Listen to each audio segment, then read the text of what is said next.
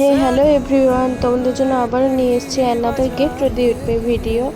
আমি প্রথমেই আমার একটা ফেভারিট কমফোর্টেবল কুর্তি পরে নিয়েছি। যে গরম পড়েছে, কমফোর্ট ছাড়া কিন্তু ভাবাই যায় না।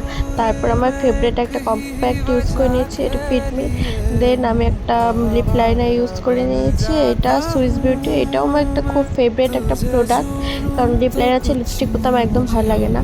এরপর রিকোডে একটা পিঙ্ক লিপস্টিক পরে নিয়েছি, আর এই লিপস্টিকটা আমি ফিঙ্গার টিপস দিয়েই ব্লেন্ড করেছি। এটা আমার ভালো লাগে, ডেইলি ইউজের জন্য এটা আমার খুবই ভালো লাগে। এরপর আমি একটা মাস্কারা ইউজ করে নিয়েছি।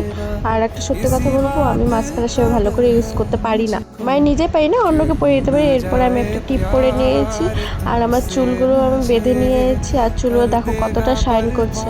এটা সিক্রেট কি তোমরা জানতে চাও? তাহলে আমাকে কমেন্টে জানিও। দেন আমি সিঁদুর পরে নিয়েছি, সিঁদুর পরে একটা পারফিউম ইউজ করে নিয়েছি।